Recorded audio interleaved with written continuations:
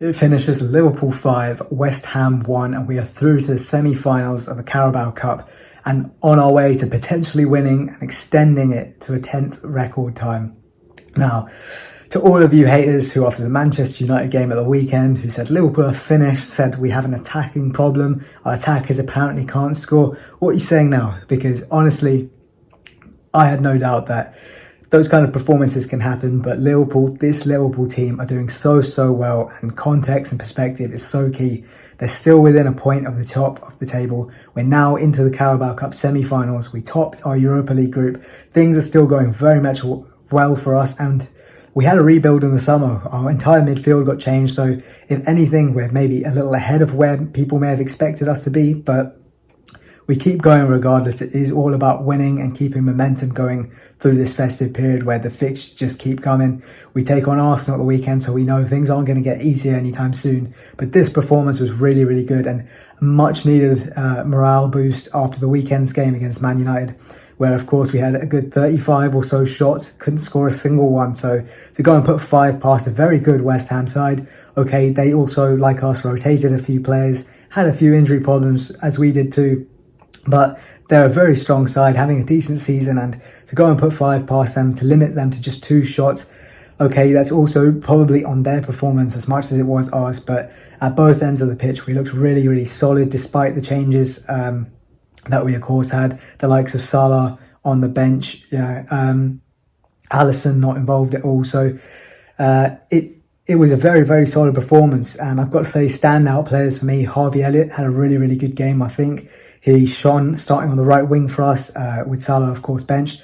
Curtis Jones as well, massive performance from him, 2 goals, and those are 2 players who for me are, while they're young, they're not quite the same as youth players who maybe just being integrated to the squad. They've both got a few years where they've played for us now, and they're 2 players who will be pushing to try and get a starting spot. And you know, they've done really well today in terms of making a mark and giving themselves a shout. I would be interested to see if either of them start against Arsenal on the weekend. I think Curtis Jones in particular in the midfield area where we've got some injuries and we've not had maybe a fixed strongest midfield so far. He's definitely going to be a shout to get in there. But really good performance. 5 really top quality goals as well. Made me think of the Fulham game where we scored 4 worldies. Maybe not quite of that mark, but really good goals. Szoboszlai obviously opens it with an absolute back rocket from long range. Jones puts us 2-0 up after a great ball through from Nunez as well. Good assist for him. Unfortunately, no goal. And there was one opportunity he missed, which honestly, even when he has a good game, he just somehow finds a way to make himself a memeable moment. And I'm sure we'll see trending videos of his missed clips going around, you know, for the Twitter and TikTok merchants who will want to try and claim Nunez as an awful striker and all of that rubbish. But listen, he had a decent game himself. The goal will hopefully come for him to boost his confidence. He certainly needs it, as he hasn't been in a great run of form for sure. Hakpo really making a statement. He had a good game, scored a brilliant goal from long range to put us 3-0 up, and was taken off early for Diaz. So my feeling is that Klopp is actually going to start Hakpo against Arsenal over Nunez. Again, we have to see what happens. Maybe training changes that, Klopp will know, but that's what my guess would be from this point.